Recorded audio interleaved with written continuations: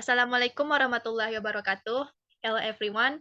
In this video, we will talking about plant cell structure. Di video kali ini, kita akan berbicara mengenai struktur sel tumbuhan. First, we will introduce our member group from group 2. The member are Laura Reski, NIM 2303103, Putri Anggraini Wulandari, NIM 2303191, dan Felina Adela Putri, NIM 2303140. Next. The study material, we will talking about primary cell wall, secondary cell wall, middle lamella, connection between cell or plasmodesmata, protoplasmic components, and non-protoplasmic components. Materi yang akan dipelajari yang pertama tentang dinding primer sel, tentang dinding sekunder sel, lamella tengah, penghubung antara sel, komponen protoplasmik, dan komponen non-protoplasmik. Cell wall. Primary cell walls and secondary cell walls will be presented by Anggi. Tentang cell primary cell wall dan secondary cell wall akan dijelaskan oleh Anggi. Kepada Anggi, disilakan.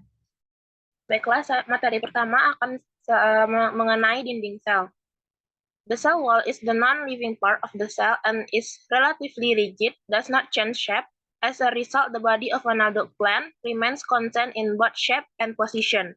The cell wall functions as a protector, usually composed of cellulose, hemicellulose, pectin, lignin, and suberin compounds. In quiet old plants, it is known that the cell wall consists of 3 layers, namely the primary cell wall and the secondary cell wall, and between the two primary walls, there is a middle lamella. On the cell wall, plasmodesmata and nocta are also found. Jadi, dinding sel merupakan bagian sel yang tidak hidup dan relatif kaku. Tidak berubah bentuk sehingga tubuh tumbuhan dewasa tetap konstan baik bentuk maupun posisinya. Dinding sel berfungsi sebagai pelindung, biasanya tersusun atas senyawa selulosa, hemiselulosa, ada pektin, lignin, dan suberin kompon. Pada tumbuhan yang sudah tua, diketahui dinding sel terdiri dari 3 lapisan, yang terdiri atas dinding sel primer, dinding sel sekunder, dan di antara kedua dinding primer tersebut terdapat lamella tengah. Next.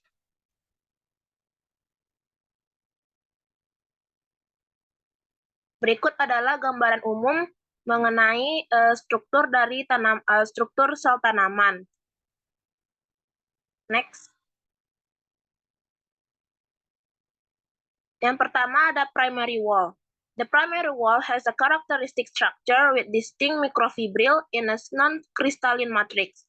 Its function is related to the flexibility and extensibility of the protoplasm. The primary wall is formed on top of the cell board or in the process of cell division. Generally, primary walls are formed in developing cells. Dinding primer ini pertama kali terbentuk selama pertumbuhan sel, terdiri dari selulosa dan seringkali mengandung hemiselulosa dan pektin. Dinding utama dihubungkan satu sama lain melalui celah yang disebut lubang. Next. The wall, yang pertama ada primary wall. The walls are first formed during cell growth, composed of cellulose and often contain hemicellulose and pectin. The primary walls are attached to each other by gaps and called pits.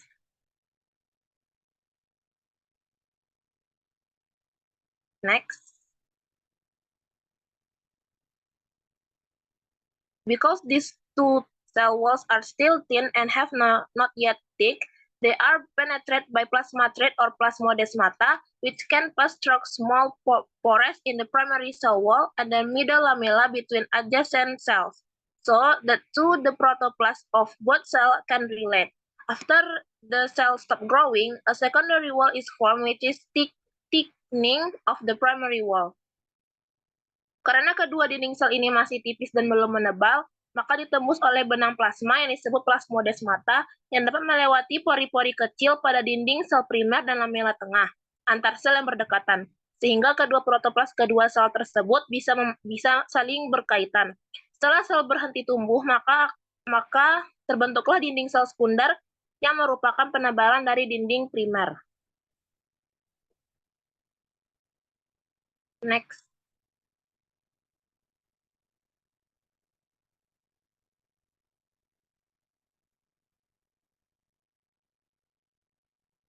Next. Secondary walls are walls that form after the primary walls, generally occurring in fully developed cells, resulting in subsequent wall thickening. The secondary wall is characterized by the presence of distinctive structure in the form of microfibrilles arranged parallel and neatly for each layer, rigid and non-extensible. Dinding sekunder sebagian besar terdiri dari campuran selulosa dengan hemiselulosa. Dikatakan bahwa tembok ini merupakan tembok pelengkap yang berfungsi sebagai mekanik atau penguat. Next.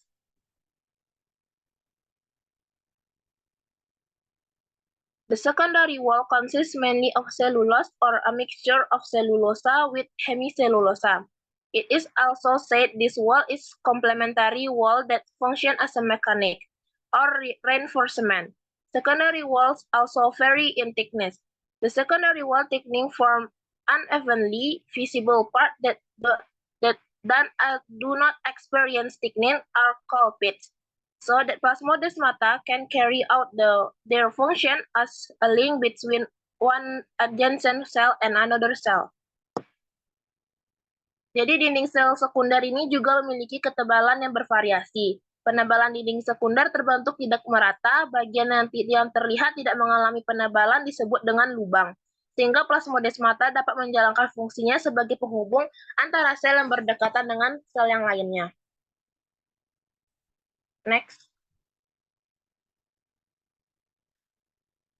Secondary wall ini mempunyai ciri-ciri. Yang pertama, form on the inside of the primary wall, yaitu terbentuk di bagian dalam dinding primer.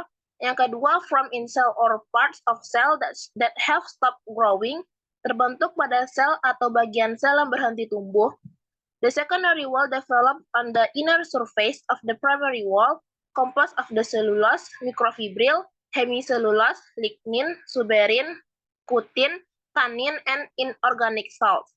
Jadi dinding sekunder ini juga berkembang pada permukaan bagian dalam dinding primer yang terdiri dari mikrofibril selulose, hemiselulosa, ada lignin, suberin, ada tannin, dan garam anorganik. Selanjutnya, doesn't experience elongation atau tidak mengalami pemanjangan. Dan yang terakhir, grows inward just above the cell membrane. Dia tumbuh ke dalam, tepat di atas membran sel.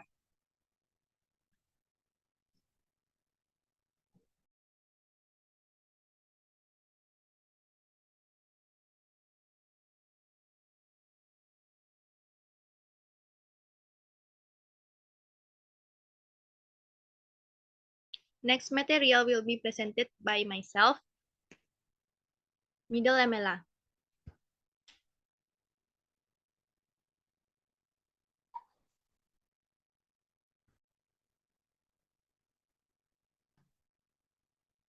The middle lamella is the adhesive structure between cells to protect the primary walls of two adjacent cells. This middle lamella attach the primary walls to each other in adjacent cells. Lamela tengah merupakan struktur perekat antar sel untuk melindungi dinding primer dua sel yang berdekatan. Lamela tengah ini melekatkan dinding-dinding primer satu sama lain pada sel yang berdekatan. Next. The job of the middle lamella is to act as a glue between plant cells. This arrangement, the majority consists of water and pectin, which is colloidal in nature plastic or easily formed. To require movement between cells and adjustment required to the cells before approaching the size and shape mature. Tugas lamela tengah adalah bertindak sebagai perekat antar sel tumbuhan. Susunan ini mayoritasnya terdiri dari air dan bahan pektin yang bersifat koloid dan plastik atau mudah dibentuk untuk mengharuskan pergerakan antar sel dan penyesuaian pada sel sebelum mendekati ukuran dan bentuk dewasa. Next. The two new cells are separated by a new middle lamella, and each cell has a newly formed cell wall. Dua sel baru dipisahkan oleh lamela tengah baru, dan setiap sel mempunyai dinding sel yang baru terbentuk. When the original primary wall of the mother cell disintegrates, and the middle lamella between the daughter cells becomes continuous with that between the mother cell and contiguous cells. In preparation for elongation for of a new cell, microtubules become transversely arranged just under the plasma membrane. Ketika dinding primer asli sel induk hancur dan lamela tengah di antara sel anak menjadi kontinu dengan sel induk dan berdekatan sel, sebagai persiapan untuk pemanjangan sel baru, mikrotubulus menjadi tersusun melintang tepat di bawah membran plasma. Next. Next is plasmodesmata. Plasmodesmata is structure that connect the protoplast of adjacent cells through the cell walls. They provide passageways of intercellular communication through the transport between cells of chemical substance ranging from small soluble molecules to macromolecules such as proteins and nucleic acids. Plasmodesmata adalah struktur yang menghubungkan protoplast sel yang berdekatan melalui dinding sel. Mereka menyediakan jalur untuk komunikasi antar sel melalui pengangkutan zat kimia antar sel, mulai dari molekul kecil yang dapat larut hingga makromolekul seperti protein dan asam nukleat. A plasmodesmata is a channel between two adjacent plant cell walls. Plasmodesmata allow materials to pass from one plant cell cytoplasm to an adjacent cell cytoplasm. Plasmodesmata adalah saluran antara dua dinding sel-sel tumbuhan yang berdekatan. Plasmodesmata memungkinkan bahan berpindah dari sitoplasma satu sel tumbuhan ke sitoplasma sel yang berdekatan. Next.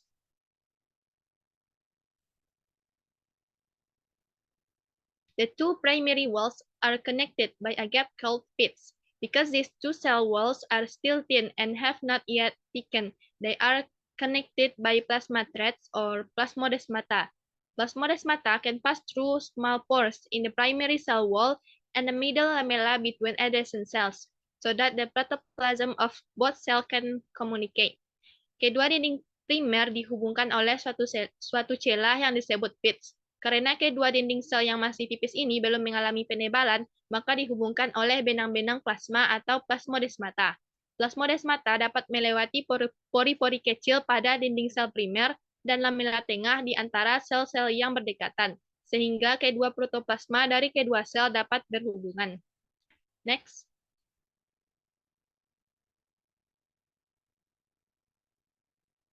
Most cells in a plant are interconnected through the plasmodesmata. These connections form the simplest and the symplectic pathway, which is where materials are able to move between cells through the cytoplasm. The joint cell walls from the apoplast and the apoplastic pathway, which is where materials are able to move between cells through the cell wall. A single plasmodesma consists of a tubular gap in the cell wall of two adjacent cells. The two adjacent cells are separated around the plasmodesmata by their respective cell walls and the middle lamella. In the center of this tubular gap is a tubule of ER joining the ER of the two adjacent cells called the desmotubule. Sebagian besar sel pada tumbuhan saling berhubungan melalui plasmodesmata. Koneksi ini membentuk simplas dan jalur simplas, yaitu tempat material dapat berpindah antar sel melalui sitoplasma. Dinding sel yang bergabung membentuk apoplast dan jalur apoplastik, yaitu tempat material dapat berpindah antar sel melalui dinding sel. Plasmodesmata tunggal terdiri dari celah tubular di dinding sel dua sel yang berdekatan. Dua sel yang berdekatan dipisahkan di sekitar plasmodesmata oleh dinding sel masing-masing dan lamela tengah. Next.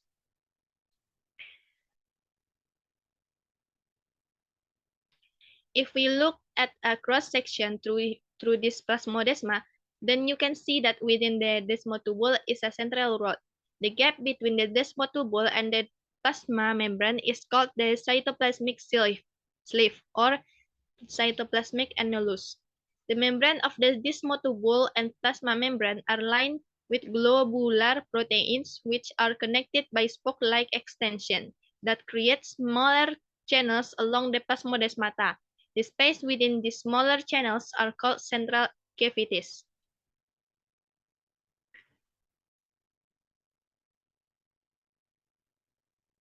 Membran desmotubulus dan membran plasma dilapisi oleh protein globular yang dihubungkan oleh ekstensi seperti jari-jari yang menciptakan saluran yang lebih kecil di sepanjang plasmodesmata. Ruang di dalam saluran yang lebih kecil ini disebut rongga pusat. Next. The function of the plasmodesmata is in forming a pathway for small molecules and other substances, such as plant hormones, to move between the cytoplasm of cells. Kegunaan dari plasmodesmata adalah untuk membentuk satu jalur kepada molekul-molekul yang kecil dan substansi lainnya, seperti hormon tumbuhan untuk berpindah di antara sitoplasma dari sel. Next. Next material will be presented by Laura. Baik, saya akan menjelaskan materi mengenai protoplasma. Yang akan dibahas yang pertama yaitu protoplasmic component dan non-protoplasmic component. Protoplasmic component melingkupi ada beberapa organel sel tumbuhan. Yang pertama, sitoplasma, nukleus, mitokondria, plastida, endoplasmic reticulum, ribosom, spirosom, dan Golgi apparatus. Materi pertama yaitu sitoplasma is part of protoplasm, also called cell plasma, cell fluid, or simple plasma. When viewed with ordinary microscope, the cytoplasm is seen as a material that can be penetrated by light but is thicker than water with grains and parts that have. Jadi sitoplasma merupakan bagian dari protoplasma, disebut juga dengan plasma sel, cairan sel, atau plasma saja. Jika dilihat dengan mikroskop biasa atau mikroskop cahaya, sitoplasma terlihat sebagai bahan yang dapat ditembus cahaya, tetapi lebih kental daripada air, dengan butir-butir dan bagian-bagian mempunyai ukuran yang berbagai macam. Yang secondly, nucleus.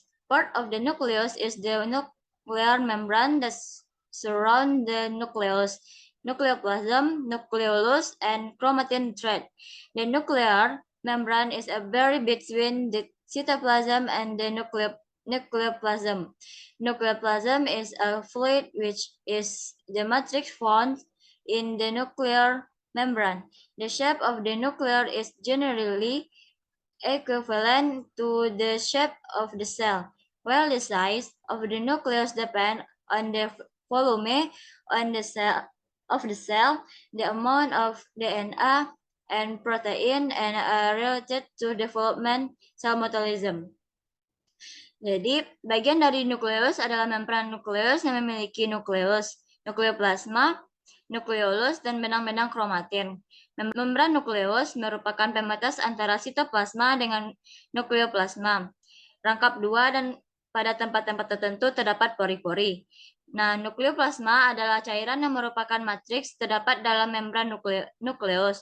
Untuk nukleus pada umumnya ekuivalen dengan bentuk sel, sedangkan ukuran nukleus tergantung pada volume sel, jumlah DNA dan protein, serta berkaitan dengan perkembangan metabolisme sel. Teman-teman bisa melihat, nah di sini ada nukleus, ada sitoskeleton dan sitoplasma yang masuk ke dalam protoplasma. Nah, di dalam nukleus tersebut terdapat rantai-rantai DNA. Yang ketiga yaitu plastid. One cell can have 20 to 50 plastid. All types of plastid originate from plastid granules found in cell meristem and egg cell. Plastid or protoplastid reproduce by dividing. Plastid are surrounded by a double membrane and can have change in shape.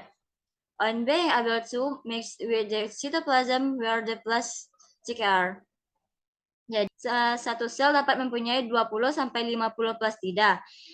Semua jenis plastida berasal dari butiran protoplastida yang terdapat di dalam sel meristem dan sel telur. Plastida adalah protoplastida yang memperbanyak diri dengan membelah diri. Plastida dikelilingi oleh double membran atau membran rangkap dan dapat menunjukkan perubahan bentuk tidak dapat bercampur dengan sitoplasma di mana plastida tersebut berada. Dalam plastida ini terdapat ada lamela, stroma, chloroplast DNA, granula, extra membrane space, external membran, internal membran, plasmaglobulus, dan ribosom, tilakoid, dan tilakoid membran. Yang keempat yaitu mitokondria. Mitochondria is a double membrane organelle, the diameter of 1 sampai 2 μm, and the number in the cell varies depending on each species. The inner membrane fall inward called cristae. Mitochondria have function that's closely related to cellular respiration. Jadi mitokondria ini berfungsi sebagai respirasi dalam sel. Ini adalah bentukan mitokondria.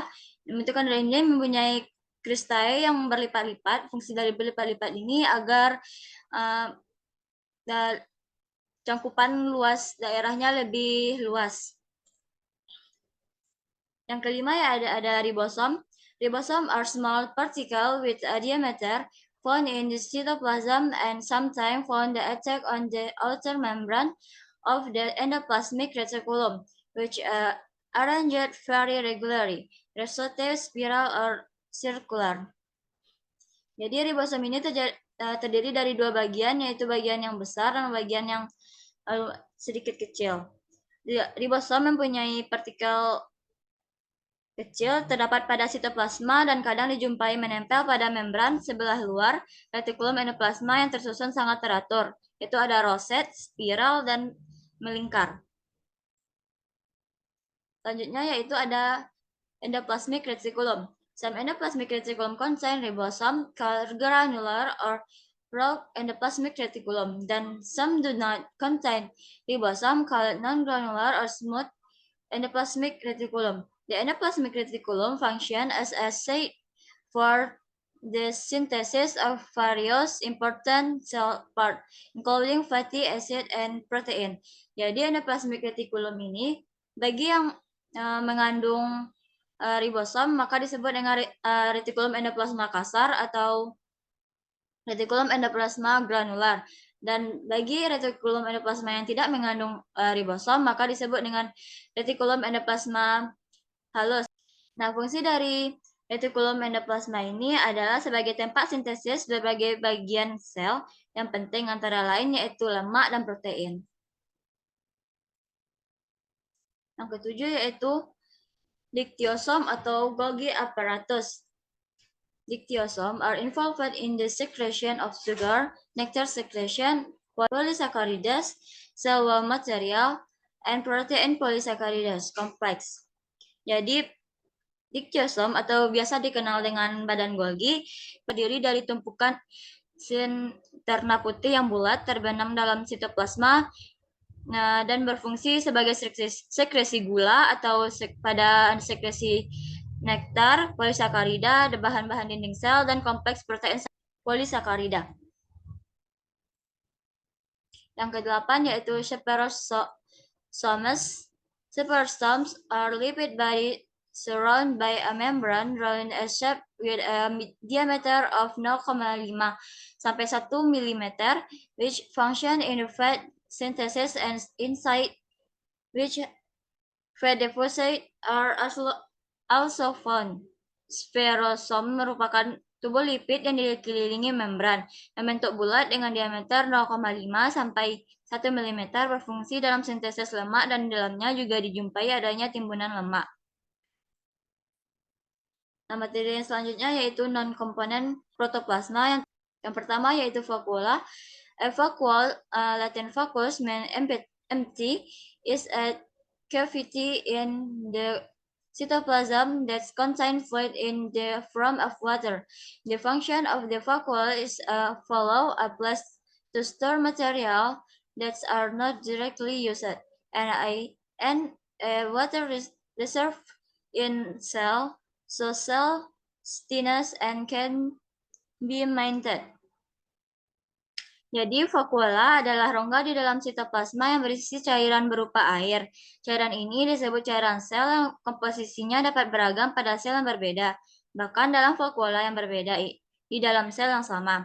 Fungsi dari vakuola adalah tempat penyimpanan bahan-bahan yang tidak langsung dipakai sebagai cadangan air dalam sel sehingga kekakuan sel dapat dipertahankan.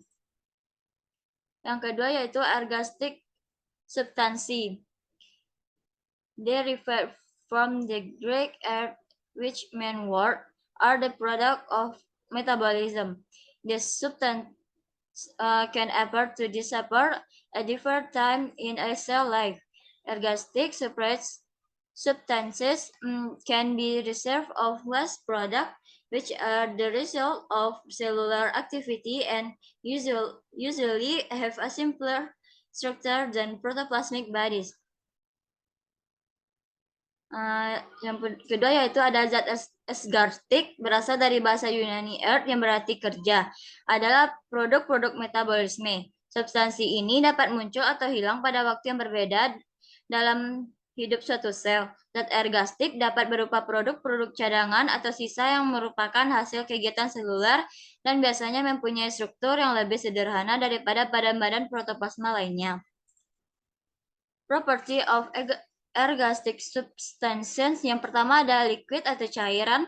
Yang pertama yaitu ada karbohidrat which are liquid and soluble in water, can be in the form of monosaccharida soluble in water, such as sugar in grapes, glucose, sugar in fruits, fructose.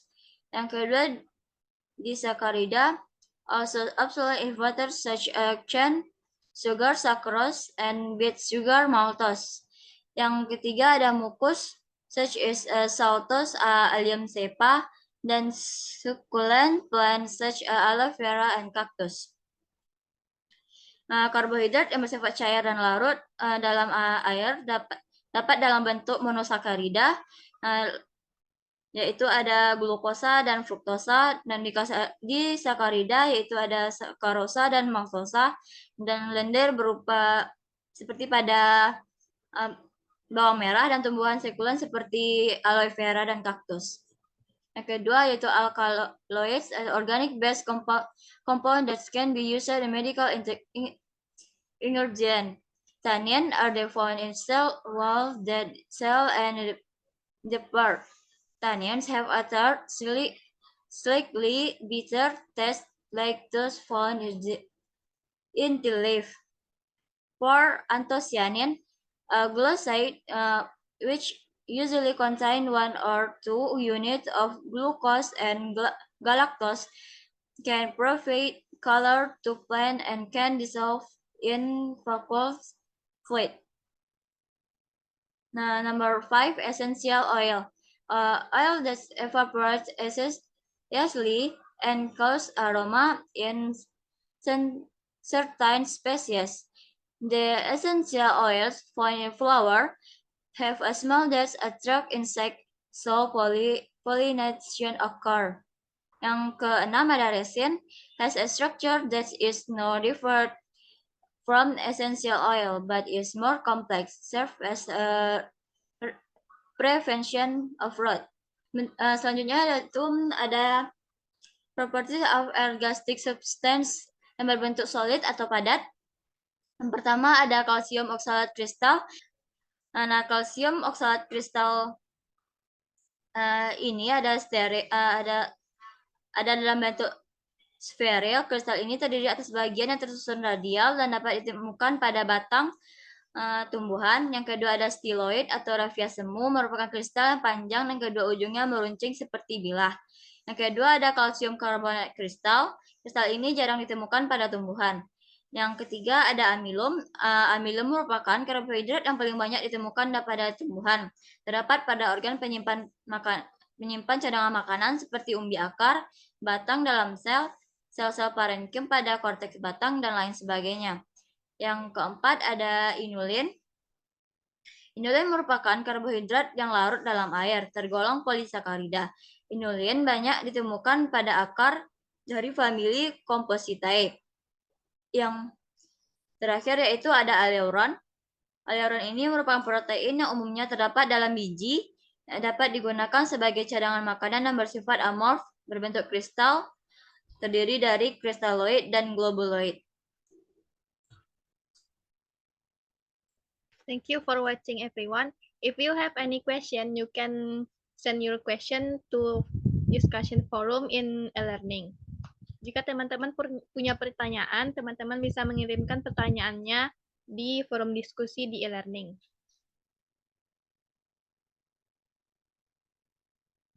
Sekian presentasi dari kami. Jika terdapat kesalahan dalam penyampaian, kami mohon maaf. Wassalamualaikum warahmatullahi wabarakatuh.